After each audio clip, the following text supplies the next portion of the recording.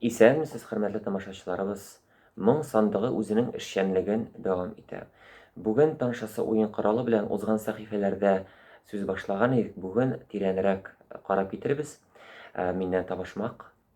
Ике кыл да бер таяк. Нинди уен коралы турында сүз бара?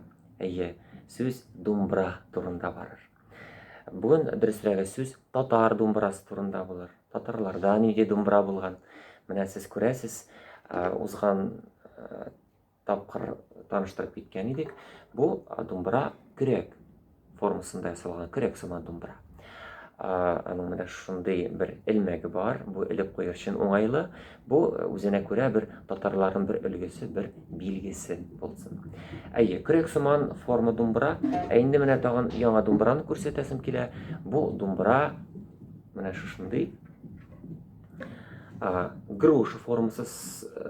груша формасына охшатып ясалган думбра. Менә күрәсез, шундый озын. Гомумән думбраларның озынлыгы 80-100, уртача 80-100 см тәшкил итә. Инде шулай ук мондый элмәге бар, элеп куяр өчен уңайлы. Һәм дә инде менә әйтәсем килә, менә монда бер күренәдер, рәсем ясалган. Шулай кисеп ясалган. Бу татарның бер билгесе, ләлә тюльпан. Бу инде тагын бер үзебезнең татар думбрасы дип дәлилләп тора. Әйтергә кирәк, думбраның ясау материалы төрле агачлар. Шушы якын тирәдә нинди агачлар үсә, менә шушындый агачлардан ясарга була. Күбрәк бу нарат агачыннан ясыйлар шу думбраны. Аннан соң әйтергә кирәк кыл турында. Бүгенге көндә кыллар нейлоннан һәм инде төрле полимер материаллардан ясалына.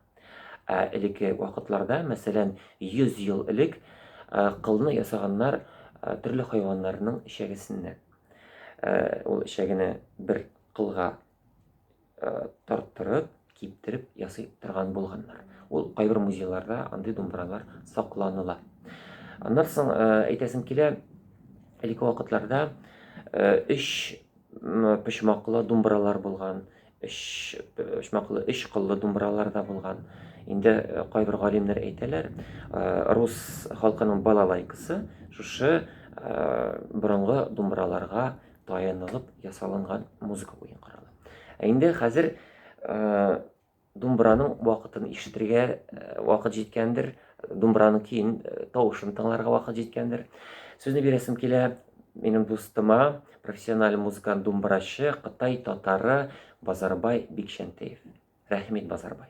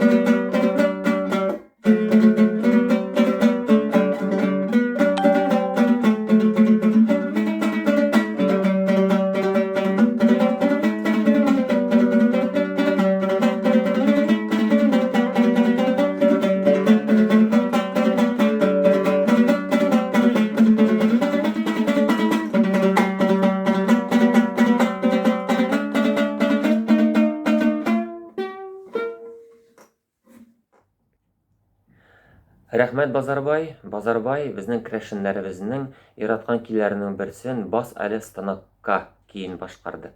Рәхмәт. Инде думбра турында тагын беренче сүз әйтәсем килә.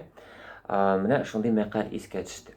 Думбрачы думбрачыны күрсә, кылы өзелә диләр. Әле безгә алай дип әйтү иртәрәк, чөнки безнең думбрачылар, профессиональ думбрачылар бармак белән санарлык. Һәм дә инде безгә үзебезнең профессиональ мәктәпне булдырга вакыттыр. Ләкин нигез салынган, безнең консерваториядә андый практика бар. Безнең этномузыколог, профессиональ музыкант Геннадий Михайлович тарафыннан инде күп хезмәт эшләнелде, думбра торгызылды. Әле киләсе сәхифәләрдә аның белән без сөйләшербез, аның уен кораллары белән якыннанрак таныштырырбыз. Инде безнең күршеләр күрше төрки халыклар, мәсәлән, казакларда, башкорт халкында, үзбәкләрдә, кыргызларда профессиональ дәрәҗәгә җиткерелгән шушы музыка уен кораллары һәм музыкантлар. Алла бирсә дә, Алла бирсә, безнең дә шундый профессиональ музыкантлар артыр дип ышанып каламын. Бүгенгә сәхифәне төгәлләргә вакыт җитте. Киләсе очрашларга кадәр исән-сау булыгыз.